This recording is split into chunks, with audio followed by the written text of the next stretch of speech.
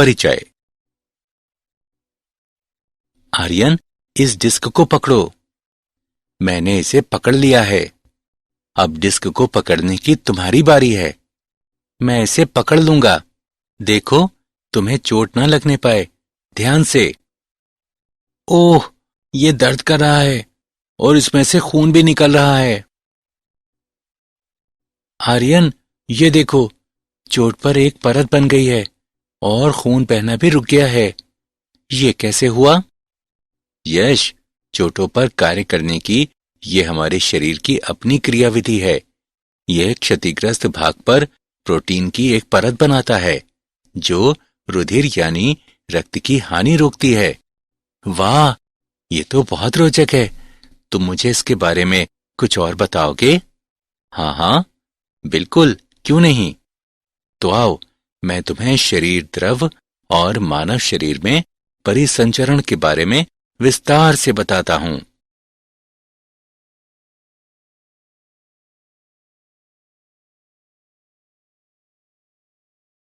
उद्देश्य। इस पाठ के अंत में आप निम्न करने में सक्षम हो जाएंगे: रुधिर और इसके अवयवों का वर्णन करना, रक्त समूहों की व्याख्या करना, रक्त स्कंदन की व्याख्या करना, लसिका के बारे में जानना, परिसंचरण पथ का वर्णन करना, हृदय चक्र की व्याख्या करना, हृदय निकास को परिभाषित करना, विद्युत हृदय लेख को परिभाषित करना, द्विसंचरण की संक्षिप्त व्याख्या करना, हृदय क्रिया के नियमन की चर्चा करना, परिसंचरण तंत्र की विकृतियों की चर्चा करना।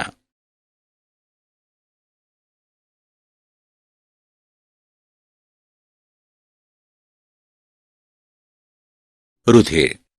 रुधिर अपारदर्शी लाल द्रव है जो स्वतंत्र रूप से बहता है और इसमें उच्च घनत्व तथा जल से अधिक श्यानता होती है। इसमें प्लाज्मा तथा संगठित तत्व होते हैं। प्लाज्मा प्राद्रव्य। प्लाज्मा रुधिर का तरल भाग है।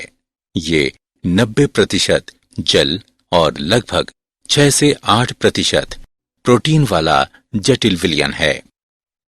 प्लाज्मा में फाइब्रिनोजेन, ग्लोबुलिन और एल्बुमिन प्रोटीन होती है। फाइब्रिनोजेन रक्त का थक्का बनने में सहायता करती है। ग्लोबुलिन शरीर के प्रतिरक्षा तंत्र में शामिल होती है और एल्बुमिन रुधिर में जल का संतुलन बनाए रखने के लिए उत्तरदायी होती है। प्लाज्मा के बिना रुधिर कोशिकाएं पूरे शरीर में भ्रमण नहीं कर सकती। स्पष्ट तरल जो स्कंदन पर रुधिर से पृथक किया जाता है सीरम कहलाता है।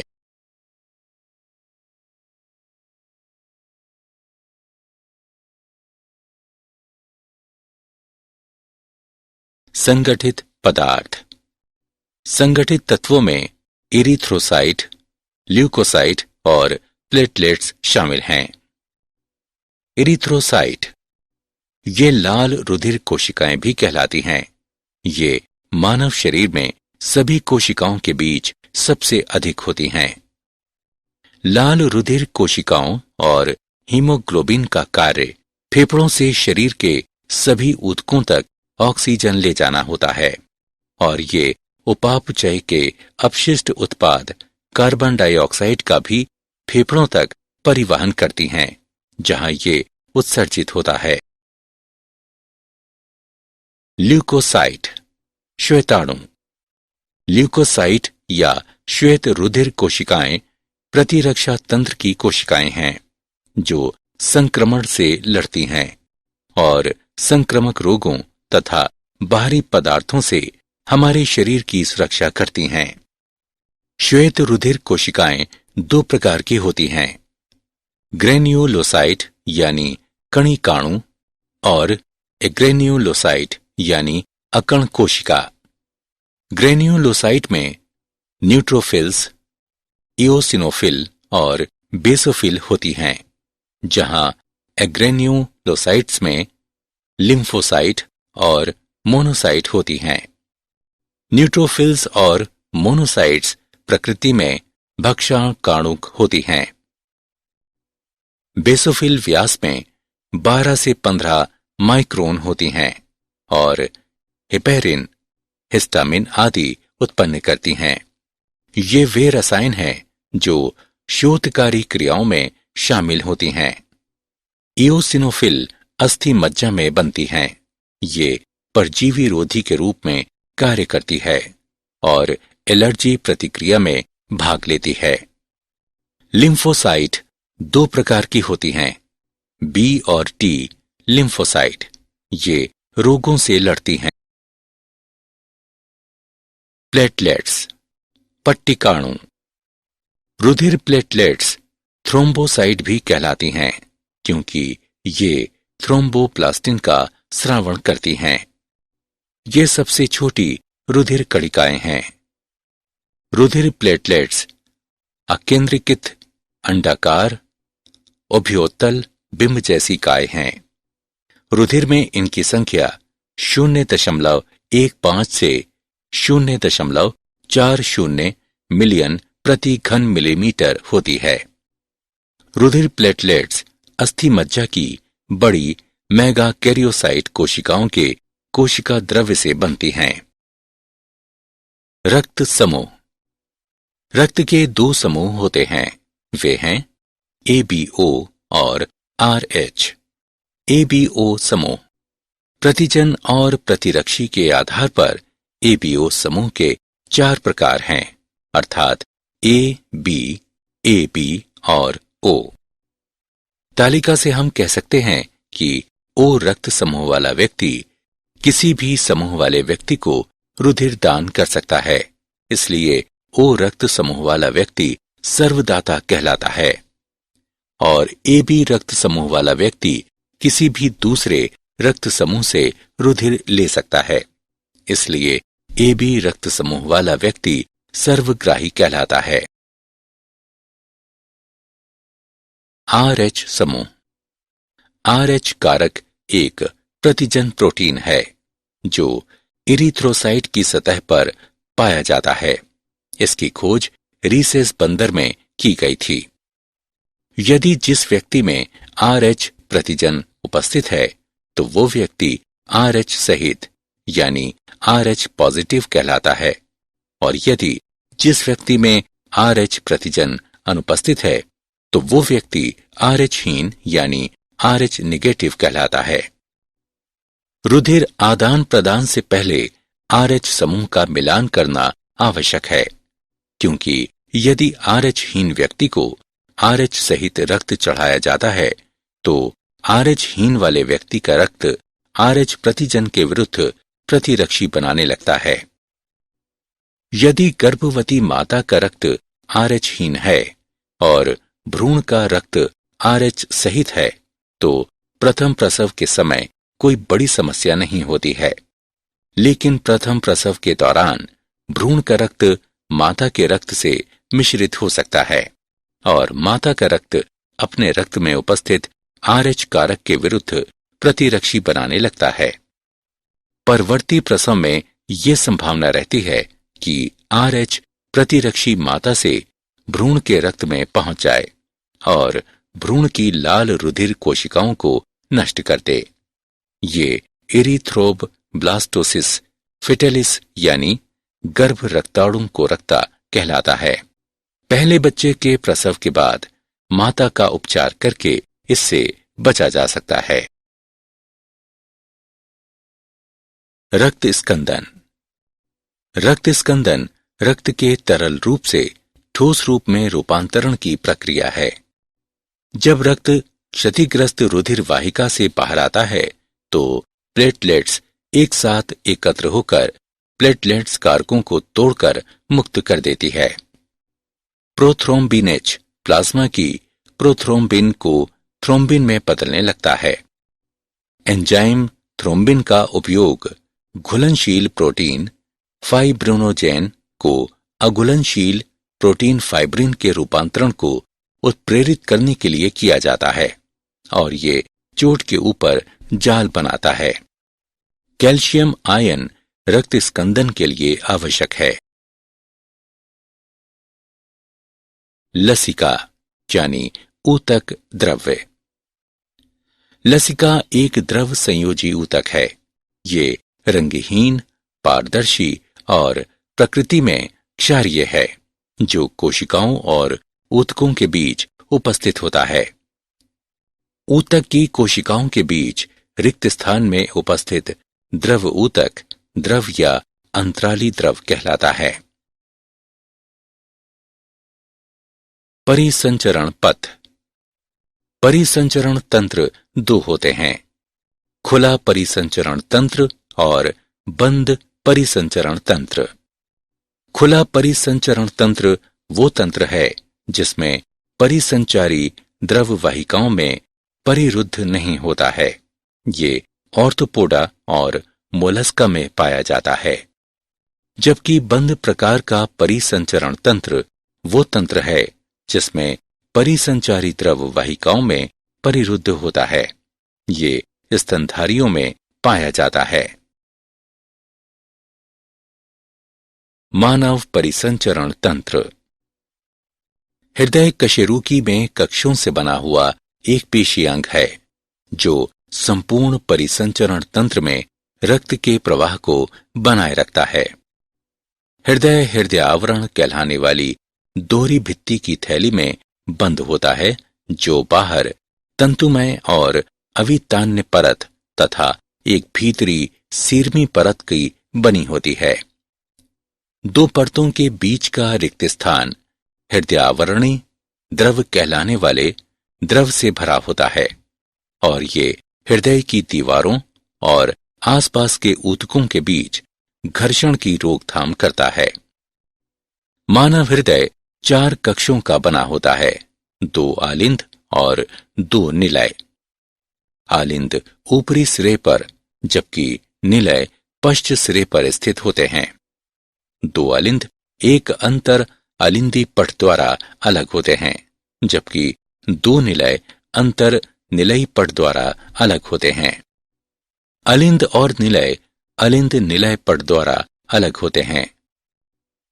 दाएं अलिंद और दाएं निलय के बीच का छिद्र त्रिवलनी कपाट द्वारा घिरा होता है, जबकि बाएं अलिंद और बाएं निलय के बीच का छिद्र द्विवलनी या मिट्रल कपाट द्वारा घिरा होता है। अलिंद निलय कपाटों के नुकीले सिरे कंडरा रज्जु द्वारा निलय भित्ति से जुड़े होते हैं। हृदय को जाने वाली 2 प्रमुख धमनियां फुफ्फुसीय धमनी और महाधमनी हैं। उनके निकास द्वार अर्धचंद्र कपाटिका से घिरे होते हैं। हृदय की दीवार हृदय पेशियों की बनी होती है। पूरे हृदय में एक विशिष्ट ऊतक को वितरित किया जाता है और नोडल ऊतक कहलाता है। 2 पर्व शिरा अलिंद पर्व और अलिंद निलय पर्व होते हैं। शिरा अलिंद पर्व दाएं अलिंद की ऊपरी दीवार में स्थित होता है। ये हृदय संकुचन का समन्वय करता है और ये हृदय के लिए पेसमेकर के रूप में कार्य करता है। अलिंद निलय पर्व अलिंद निलय पट के निकट दाएं अलिंद में स्थित होता है। अलिंद निलय पर्व से नोडल रेशों का एक बंडल दाएं और बाएं बंडल में विभाजित होता है। उसके बाद ये शाखाएं अपने संबंधित किनारों के निलियों में पुरकिंजे तंतु कहलाने वाले छोटे रेशों में विभक्त हो जाती हैं। दाएं और बाएं बंडलों वाले ये तंतु हिच के बंडल कहलाते हैं। औसतन हृदय में 72 स्पंदन प्रति मिनट होते हैं। हृदय चक्र। प्रारंभ में हृदय संयुक्त अनुशिथिलन में होता है, जिसका अर्थ है कि चारों कक्ष शिथिल अवस्था में हैं। जब त्रिवलनी और द्विवलनी कपाट खुले होते हैं तो रक्त फुफ्फुसीय शिराओं और महाशिरा से क्रमशः बाएं और दाएं अलिंद से होते हुए बाएं तथा दाएं निलय में प्रवाहित होता है। इस अवस्था में अर्धचंद्र कपाटिका बंद रहती हैं। अब शिरा अलिंद पर्व यानी SAN एक क्रिया विभव पैदा करता है जो संकुचन के लिए दोनों अलिंद को एक साथ प्रेरित करता है। ये अलिंद प्राकुंचन कहलाता है। इसके कारण रक्त का प्रवाह निलय में बढ़ जाता है। अब क्रिया विभव का संचालन अलिंद निलय बंडल के द्वारा होता है और उसके बाद निलय की ओर हिच के बंडल द्वारा होता है, जिसके कारण निलय पेशियां संकुचित हो जाती हैं और अलिंद विश्राम अवस्था में होता है। निलयों के संकुचन के कारण निलयी दाब बढ़ जाता है ताकि रुधिर के विपरीत प्रवाह को रोकने के लिए त्रिवलनी और द्विवलनी कपाट बंद हो जाएं। दाब में वृद्धि होने के साथ साथ अर्धचंद्र कपटिकाएं खुल जाती हैं, जिससे रक्त निलियों से फुफ्फुसीय धमनी और महाधमनी से होता हुआ रुधिर वाहिकाओं में प्रवाहित होता है। निलयी दाब कम हो जाता है, जिसके कारण निलय विश्राम अवस्था में आ जाते हैं और जिससे अर्धचंद्र कपाटिका बंद हो जाती है तथा त्रिवलनी एवं द्विवलनी कपाट खुल जाते हैं और हृदय एक बार पुनः संयुक्त अनुशिथिलन अवस्था में आ जाता है। हृदय स्पंदन में अनुक्रमिक घटनाएं हृदय चक्र कहलाती हैं।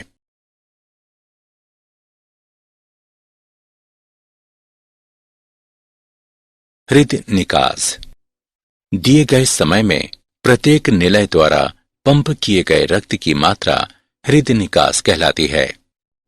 स्ट्रोक आयतन इसे प्रत्येक विस्पंद में प्रत्येक निलय द्वारा पंप की गई रुधिर की मात्रा के रूप में मापा जाता है। इसका सामान्य मान 70 मिलीलीटर है। स्ट्रोक आयतन और हृदय दर का गुणनफल अल्प आयतन कहलाता है।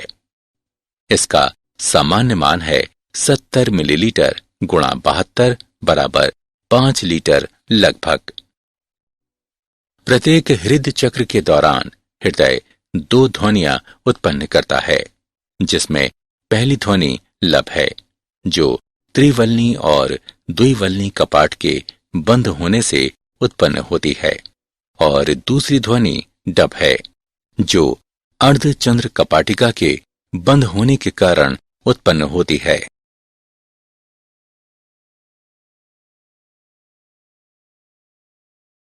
विद्युत हृदय लेखी यानी ECG।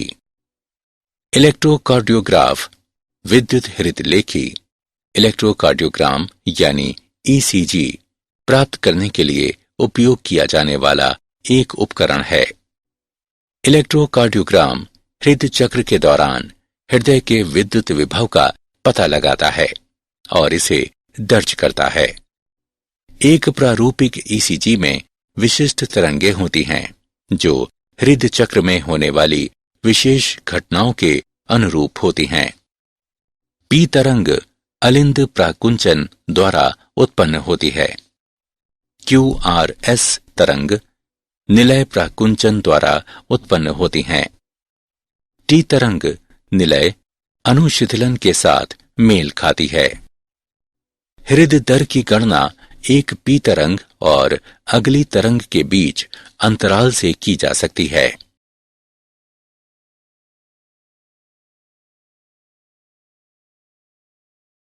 द्विसंचरण द्विसंचरण में रक्त हृदय से होकर 2 बार बहता है।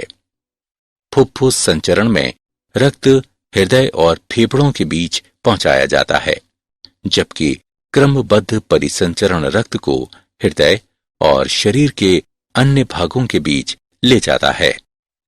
प्रत्येक अंग में एक प्रमुख धमनी होती है, जो इसे रक्त की आपूर्ति करती है, और लगभग एक प्रमुख शिरा होती है, जो रक्त को पुनः हृदय तक ले जाती है।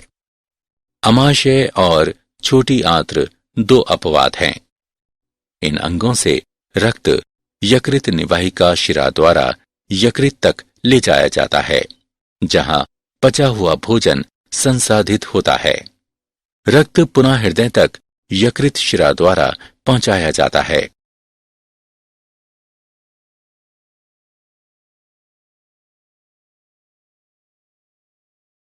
हृदय क्रिया का नियमन। आंतरिक रूप से हृदय की क्रियाएं स्वनियमित होती हैं। मेड्यूला ओब्लांगाटा में एक तंत्रिका केंद्र स्वायत्त तंत्रिका तंत्र द्वारा हृदय की क्रियाओं को संयमित करता है। स्वायत्त तंत्रिका तंत्र का भाग अर्थात अनुकंपी तंत्रिकाएं हृदय के कार्यों को परिवर्तित कर सकती हैं, जैसे कि हृदय स्पंदन में वृद्धि, निलय संकुचन, जिसके कारण हृदय निकास भी परिवर्तित हो सकता है। स्वायत्त तंत्रिका तंत्र का एक और भाग अर्थात परानुकंपी तंत्रिकाएं हृदय के कार्यों को परिवर्तित कर सकती हैं, जैसे कि हृदय स्पंदन में कमी, संकुचन एवं शिथिलन, जिसके कारण हृदय निकास भी परिवर्तित हो सकता है।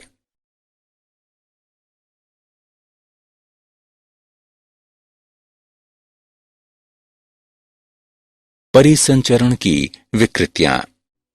उच्च रक्तदाब यानी अति तनाव।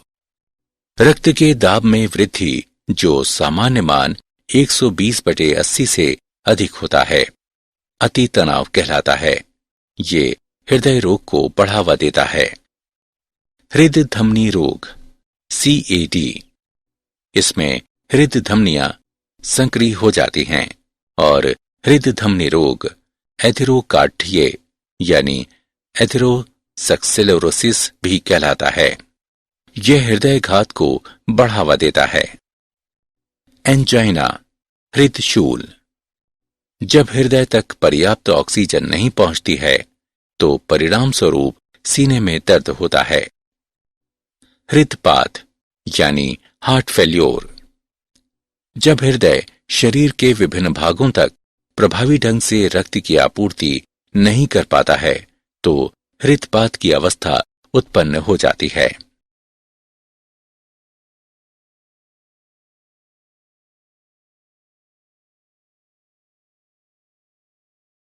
क्या आप जानते हैं आंत्र जीवाणुओं में एंटीऑक्सीडेंट की प्रचुर मात्रा होती है जो सूक्ष्म जीवों को उत्पन्न करते हैं, कार्डियोवैस्कुलर जोखिम कम कर सकते हैं।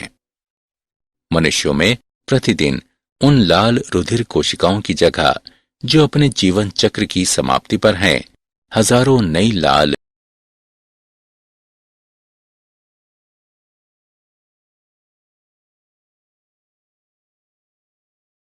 सारांश। आइए हमने जो कुछ सीखा है उसे संक्षेप में दोहराएं। रुधिर में प्लाज्मा और संगठित पदार्थ होते हैं। प्लाज्मा में फाइब्रिनोजेन, ग्लोबुलिन और एल्बुमिन प्रोटीन होते हैं। इरिथ्रोसाइट, ल्यूकोसाइट और प्लेटलेट्स संगठित पदार्थ हैं। रक्त के दो समूह होते हैं, ABO और RH। रक्त का स्कंदन रक्त के तरल रूप से ठोस रूप में रूपांतरण की प्रक्रिया है।